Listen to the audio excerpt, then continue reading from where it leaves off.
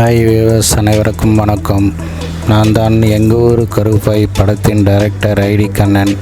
First episode 2வது எபிசோடுக்கும் மொத்தம் 20,000 வியூஸ் போயிருக்கு. இவ்வளோ ஆதரவு தந்த உங்களுக்கு ரொம்ப நன்றி தெரிவிச்சுக்கிறேன். அடுத்ததாக பார்த்தீங்கன்னாக்கா இன்றைக்கி 3வது எபிசோடு பார்க்க போகிறோம். ஸோ 2வது எபிசோடில் சொல்லியிருந்தேன் கதாநாயகி கார் ஆக்சிடெண்ட் ஆகியிருந்ததா.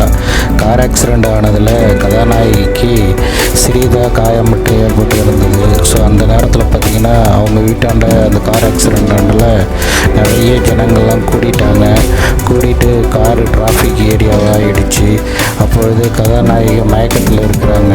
ஸோ உடனே அந்த எதிர்பாராத விதமாக பார்த்திங்கன்னா நீங்கள் மேலே பார்க்குறவர் தான் எங்கள் ஊர் கருப்பாய் ஹீரோயினி அம்மாவோட 2வது கணவருக்கு வெள்ளைக்கார கணவருக்கு பிறந்த குழந்தை.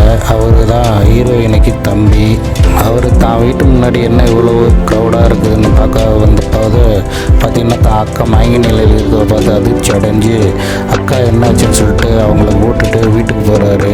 வீட்டில் அக்கா சோஃபாவில் உட்கார வச்சுட்டு அக்கா என்னாச்சுன்னு கேட்குறாரு.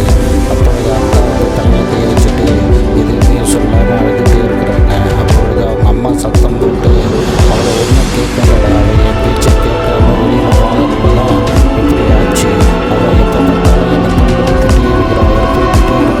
அம்மா உடனே அதை ஏன்டா கேட்குற, அவள் அப்பாவை பற்றி அப்பாவா என்னம்மா சொல்கிறீங்க, என்னவோ புரியல அப்படின்னு சொல்லி பேசிகிட்டே இருக்கும்போது திடீர்னு பார்த்தாக்கா 2வது வெள்ளைக்கார புருஷன், அதாவது கருப்பு ஹீரோயினோட அம்மாவோட 2வது புருஷன் வீட்டுக்கு வராரு. வந்தவர் தலையில் கையை வச்சுட்டு கத்துறாரு, சொல்லாதடி அப்படின்னு சொல்லிட்டு.